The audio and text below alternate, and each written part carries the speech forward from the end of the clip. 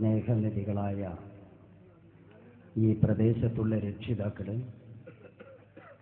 ഈ എളിയ പൊതുയോഗം നിയന്ത്രിക്കുന്ന ബഹുമാന്യനായ അധ്യക്ഷൻ ഉൾപ്പെടെ വേദിയിലും വേദിക്ക് പുറത്തുമുള്ള ഇന്ത്യൻ യൂണിയൻ മുസ്ലിം ലീഗിൻ്റെയും യൂത്ത് ലീഗിൻ്റെയും MSFിൻ്റെയും മറ്റു പോഷക സംഘടനകളുടെയും സമാദരണീയരായ നേതാക്കന്മാരെ, സഹപ്രവർത്തകരെ, നമസ്കാരം. സർവോപരി 1978 മുതൽ 1999 നവംബർ മാസം 21-ാം തീയതി വരെ നീണ്ട 21 വർഷക്കാലം എന്നോടൊപ്പം പ്രവർത്തിച്ച, അല്ലെങ്കിൽ ഞാൻ അവരോടൊപ്പം പ്രവർത്തിച്ച എൻ്റെ പഴയകാല സുഹൃത്തുക്കളായ CPM സഖാക്കൾ ആരെങ്കിലും അകലെ നിന്നാണെങ്കിൽ പോലും ഈ പൊതുയോഗം വീക്ഷിക്കാനോ ശ്രവിക്കാനോ എത്തിച്ചേർന്നിട്ടുണ്ട് എങ്കിൽ അത്തരത്തിൽ എത്തിപ്പെട്ട എൻ്റെ പഴയകാല സുഹൃത്തുക്കൾക്ക് ഇന്ന് ഈ എളിയവൻ പ്രതിദാനം ചെയ്യുന്ന രാഷ്ട്രീയ പ്രസ്ഥാനമായ ഇന്ത്യൻ യൂണിയൻ മുസ്ലിം ലീഗ് പാർട്ടി ഒരു വിപ്ലവ പാർട്ടി അല്ല എന്നുള്ളത് കൊണ്ട് വിപ്ലവം കുറഞ്ഞ അഭിവാദ്യങ്ങളും. അപ്പൊ എല്ലാ അർത്ഥത്തിലും രാജ്യം ഭരിച്ചുകൊണ്ടിരിക്കുന്ന ഒരു ഗവൺമെന്റ്, ആ ഗവൺമെന്റിനെ പ്രതിനിധീകരിക്കുന്ന രാഷ്ട്രീയ പ്രസ്ഥാനങ്ങൾ ഒന്നൊന്നായി രാജ്യത്തെ ജനങ്ങളുടെ താല്പര്യത്തിനൊപ്പം മുന്നോട്ട് നീങ്ങുമ്പോൾ ഈ ഗവൺമെന്റിനെതിരെ ഒന്നും പറയാൻ സാധിക്കാതെ ഈ ഗവൺമെന്റിനെ പ്രതിദാനം ചെയ്യുന്ന രാഷ്ട്രീയ പ്രസ്ഥാനങ്ങളെതിരെ നേരിട്ട് ആശയപരമായി നേരിടാൻ കഴിയാതെ വന്നപ്പോൾ കേരളത്തിലെ പ്രതിപക്ഷ പാർട്ടികൾ, വിശിഷ്യ പ്രതിപക്ഷത്തിന് നേതൃത്വം നൽകുന്ന communist party of India Marxist എന്ന് പറയുന്ന രാഷ്ട്രീയ പ്രസ്ഥാനം ആശയ പ്രചരണ രംഗത്ത് നിന്ന് പിറകോട്ട് പോയി ആയുധ പ്രചരണ രംഗത്ത് മുന്നോട്ട് വരുന്ന ചിത്രമാണ് വർത്തമാനകാല കേരളം കണ്ടത്. അത് ബഹുമാന്യനായ സലാം സാഹിബ് സൂചിപ്പിക്കേണ്ടായി. എന്തുകൊണ്ട് CPIM എന്ന് പറയുന്ന പാർട്ടി ഇങ്ങനെ ആയിപ്പോയി? എന്റെ ശബ്ദം കേൾക്കുന്ന കമ്മ്യൂണിസ്റ്റുകാർ ഇവിടെ ഉണ്ടാവും. കാര്യം എന്താ വെച്ചാൽ എന്റെ പഴയകാല സുഹൃത്ത് ഇബ്രാഹിംകുട്ടിയുടെ നാടാണിത് എന്ന് എനിക്കറിയാം. ആരെങ്കിലും ഒരാളുണ്ടാവും. എന്തുകൊണ്ട് സഖാവെ CPIM എന്ന് പറയുന്ന പാർട്ടി ഇങ്ങനെ ആയിപ്പോയി? അതാ പരിശോധിക്കേണ്ടത് നിങ്ങൾ.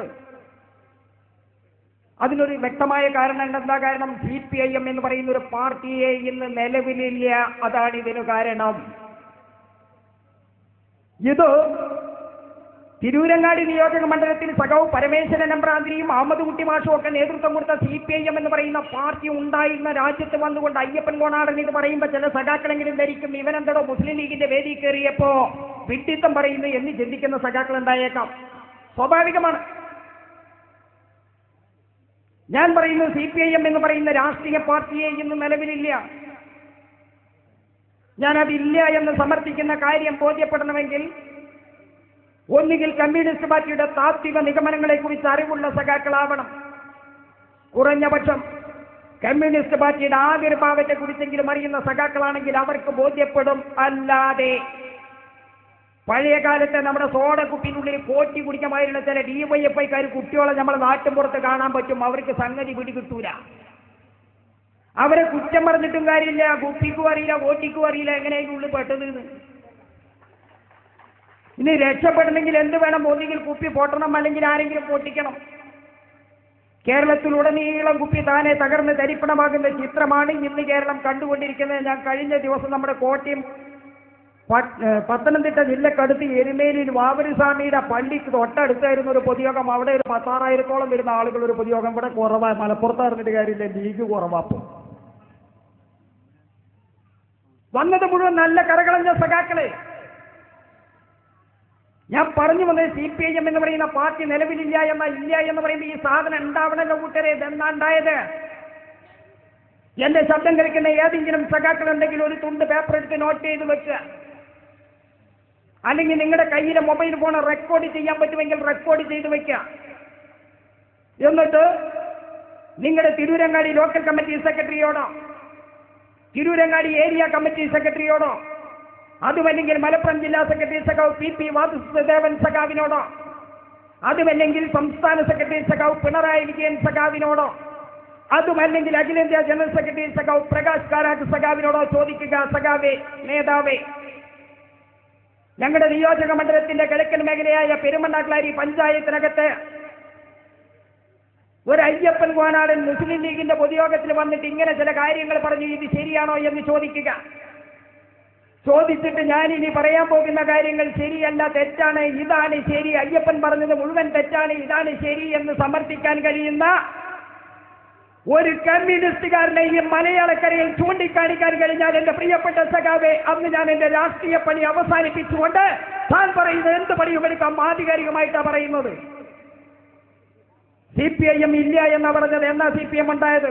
CPIM എന്ന് പറയുന്ന പാർട്ടി രൂപം കൊണ്ടത് 1964 ഏപ്രിൽ മാസം 11 എന്റെ ശബ്ദം കേൾക്കുന്ന ഹൈന്ദവ സഖാവിന് കുറച്ചുകൂടെ എളുപ്പത്തിൽ മനസ്സിലാവാൻ വേണ്ടി പറഞ്ഞാൽ മീനമാസം 28 CPIM-നകത്ത് ഉൾപ്പെട്ടിട്ടുള്ള മുസ്ലിം നാമധാരികളായ സഖാക്കളെ മനസ്സിലാക്കാൻ വേണ്ടി പറയുന്നു. റബീഉൽ അവ്വൽ 19 മുസ്ലിം നാമധാരികളെ അയ്യപ്പൻ കോണാടൻ അറിയാതെ പറഞ്ഞതല്ല, മനഃപൂർവ്വം ബോധപൂർവം. എന്തുകൊണ്ട്? എന്റെ പ്രിയ സ്നേഹിതനും സഹപാഠിയുമായ KT ജലീൽ പറയുന്നു മുസ്ലിം ലീഗ് പാർട്ടി വർഗീയ പാർട്ടിയാണ് എന്ന്. സഖാവ് TK ഹംസാക്ക പറയുന്നു മുസ്ലിം ലീഗ് പാർട്ടി വർഗീയ പാർട്ടിയാണ് എന്ന്. എന്തിനധികം പറയുന്നു പ്രിയമുള്ളവരെ, നിങ്ങളുടെ നാട്ടുകാരനായ എന്റെ പ്രിയ സുഹൃത്ത് ഇബ്രാഹിം കുട്ടിയും പറയുന്നു മുസ്ലിം ലീഗ് പാർട്ടി വർഗീയ പാർട്ടിയാണ് എന്ന്. എന്നാൽ ഈ മുസ്ലിം സഖാക്കളായ നേതാക്കൾ മുസ്ലിം ലീഗ് പാർട്ടിയെ വർഗീയ പാർട്ടി എന്ന് ആരോപിക്കുമ്പോൾ ഇന്ത്യൻ യൂണിയൻ മുസ്ലിം ലീഗ് പാർട്ടിയുടെ 65 വർഷത്തെ രാഷ്ട്രീയ ചരിത്രമെടുത്ത് പോസ്റ്റ്മോർട്ടം നടത്തിയിട്ട് നാളിതുവരെ പ്രത്യക്ഷമായോ പരോക്ഷമായോ ഒരു സാധാരണ പ്രവർത്തകൻ തൊട്ട് അങ്ങ് അഖിലേന്ത്യാ നേതൃത്വത്തിലിരിക്കുന്ന ഒരാളുടെ പേര് വരെ ഒരു വർഗീയ വിധ്വംസക പ്രവർത്തനത്തിനകത്ത് ചൂണ്ടിക്കാണിക്കാൻ ഈ മുസ്ലിം നാമധാരികളായ സഖാക്കൾക്ക് ഇന്നുവരെ സാധിച്ചിട്ടില്ല. എന്നിട്ട് പോലും ഇവർ മുസ്ലിം ലീഗ് പാർട്ടി വർഗീയ പാർട്ടി എന്ന് ആക്ഷേപിക്കുന്നു, ആരോപിക്കുന്നു. സഖാവ് TK ഹംസാക്കാനെ പോലുള്ള ആളുകൾക്ക് മുസ്ലിം ലീഗ് പാർട്ടി വർഗീയ പാർട്ടി എന്ന് ആക്ഷേപിക്കാൻ, ആരോപിക്കാൻ ഉതകുന്ന ചേതോ വികാരം എന്ത് കൂട്ടരെ? എന്താ വികാരം? അത് മറ്റൊന്നുമല്ല, മുസ്ലിം ലീഗ് എന്ന് പറയുന്നതിൽ മുസ്ലിം എന്ന പദപ്രയോഗമുണ്ട്. ഇതാണ് കാരണം. മുസ്ലിം ലീഗ് എന്ന് പറയുന്നതിൽ മുസ്ലിം എന്ന പദപ്രയോഗമുള്ളത് കൊണ്ടാണ് മുസ്ലിം ലീഗ് പാർട്ടിയെ വർഗീയ പാർട്ടി എന്ന് ആരോപിക്കുന്നതെങ്കിൽ സ്വാഭാവികമായും ചോദിക്കട്ടെ എന്റെ പ്രിയ സ്നേഹിത മുസ്ലിം സഖാവേ, താങ്കൾ മുസ്ലിം എന്ന വാക്കിന്റെ അർത്ഥം പോലും അറിയാത്ത കേവലം നാമധാരി മാത്രമാണ് എന്ന് നിങ്ങളുടെ ഭാഷയിൽ അമുസ്ലിമായ അയ്യപ്പൻ കോണാടൻ ആക്ഷേപിച്ചാൽ ഈ രാജ്യത്തെ TK ഹംസ സഖാഫിമാർക്കാണ് നിഷേധിക്കാൻ സാധിക്കുക. മുസ്ലിം എന്ന വാക്കിന്റെ അർത്ഥം എന്താ കൂട്ടര്? ലോകത്ത് ഇന്നിവരെ പുറത്തിറങ്ങിയ മുഴുവൻ ഡിക്ഷണറി എടുത്ത് പരിശോധിച്ചോ, ഏത് ഭാഷയാവട്ടെ, മുസ്ലിം എന്ന വാക്കിന്റെ പച്ച മലയാളത്തിലുള്ള അർത്ഥം കരുണയുള്ളവൻ എന്നാണ്.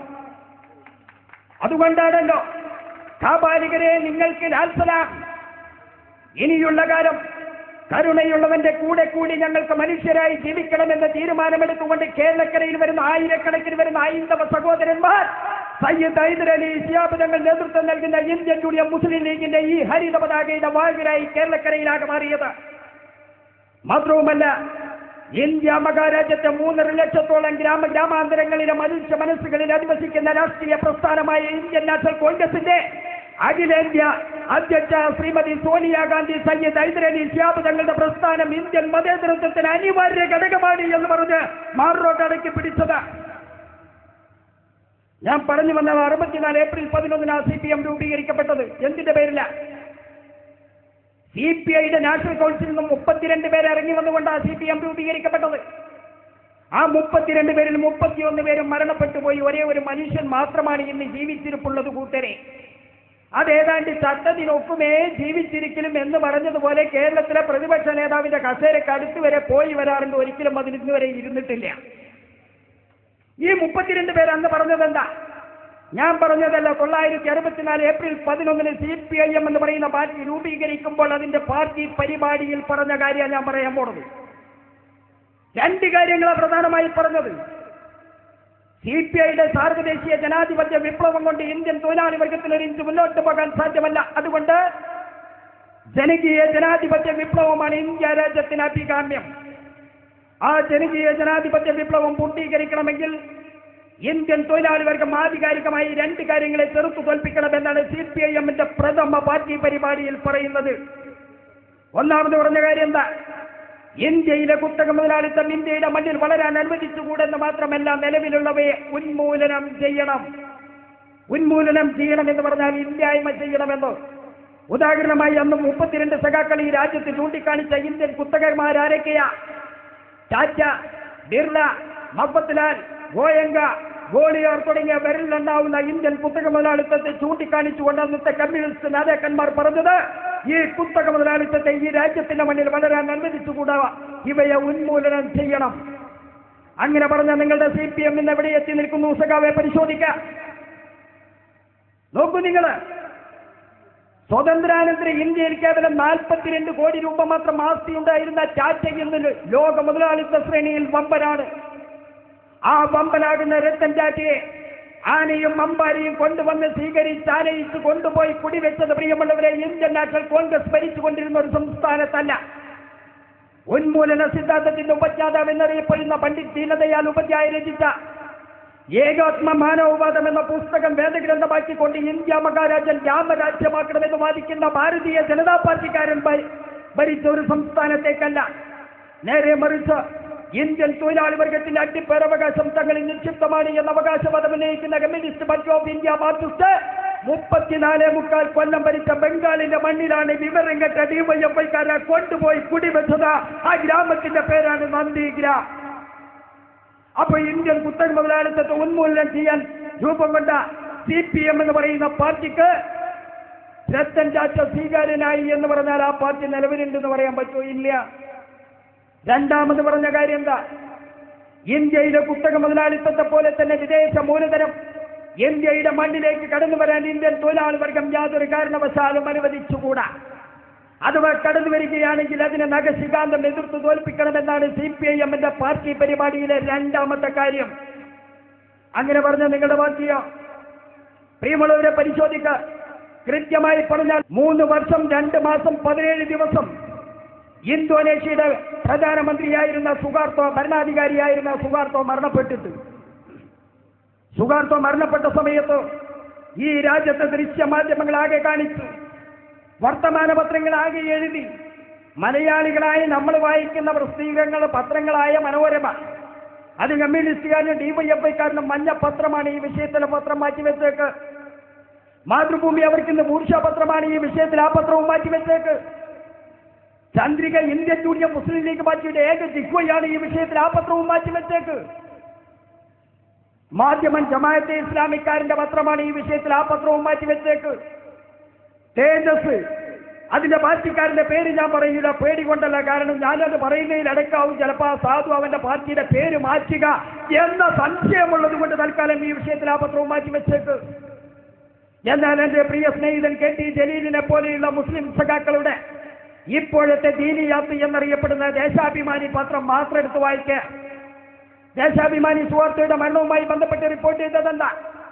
ദേശാഭിമാനി പറയുന്നു, 8 ലക്ഷത്തോളം വരുന്ന കമ്മ്യൂണിസ്റ്റുകാരെ ഇന്തോനേഷ്യയുടെ മണ്ണിൽ ക്രൂരമായി വെടിവെച്ചു കൊന്ന ക്രൂരനായ വർഗീയവാദിയായ ഭരണാധികാരിയായിരുന്നു സുഗാർത്തോ എന്ന്. ആ സുഗാർത്തോയുടെ അനന്തരവനും സന്തത സഹചാരിയുമായ സലീം ഗ്രൂപ്പ് എന്ന് പറയുന്ന വിദേശ മൂലധനക്കാരെ പിടിമുറിക്കിയത് പ്രിയമുള്ളവരെ തൊഴിലാളി വർഗത്തിന്റെ കണ്ണീരൊപ്പുന്ന പാർട്ടി എന്ന് പറയുന്ന CPIM 33.25 കൊല്ലം ഭരിച്ച ബംഗാളിന്റെ മണ്ണിലാണ്. ഗ്രാമത്തിന്റെ പേരാണ് നെറികെട്ട